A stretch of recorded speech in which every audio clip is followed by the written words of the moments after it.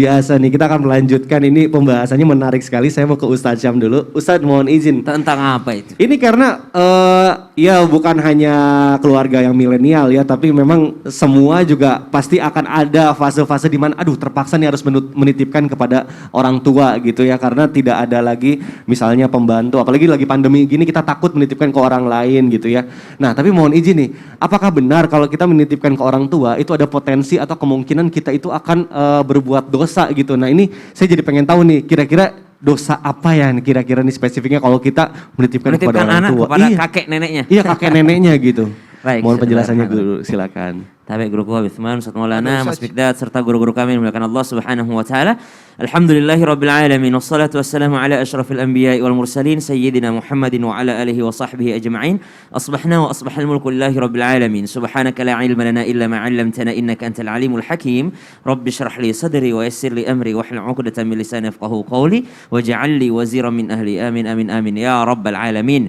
Kemungkinan dosa yang terjadi ketika seorang anak menitipkan anaknya kepada orang tuanya.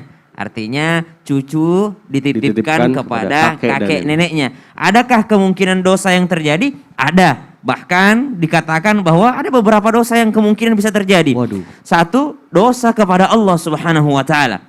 Anak itu titipan Allah kepada orang tua, bukan titipan Allah kepada kakek nenek. Jadi betul. Jadi dosa amanah kepada Allah. Amanah yang Allah titipkan kepada kita, lalu kita pindah tanggung jawabkan kepada orang lain.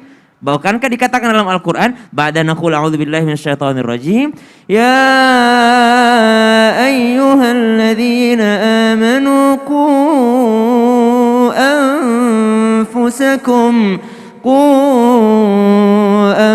anfusakum wa ahlikum nara.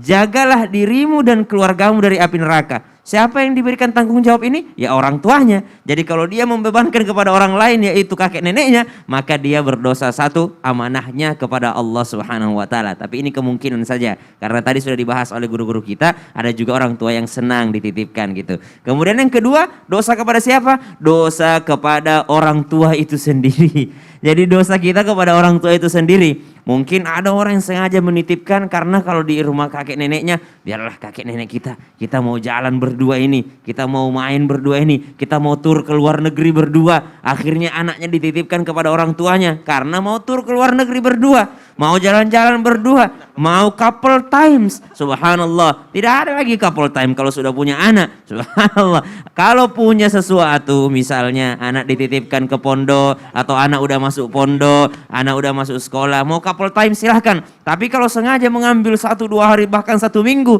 couple times lalu menyusahkan orang tuanya, maka ini yang termasuk bisa dosa kepada orang tua. Yang ketiga, dosa kepada anak itu sendiri. Anak punya hak mendapatkan tanggung jawab pendidikan, nafkah pendidikan, nafkah materi non materi dari orang tuanya. Kenapa nafkah ini kita bebankan kepada orang lain? Maka kita juga berdosa kepada anak ini. Kemudian dosa kepada siapa lagi? Bisa jadi dosa kepada masyarakat. Karena dikatakan kalau anak dititipkan kepada kakek neneknya, biasanya lebih galak kalau sama orang tuanya.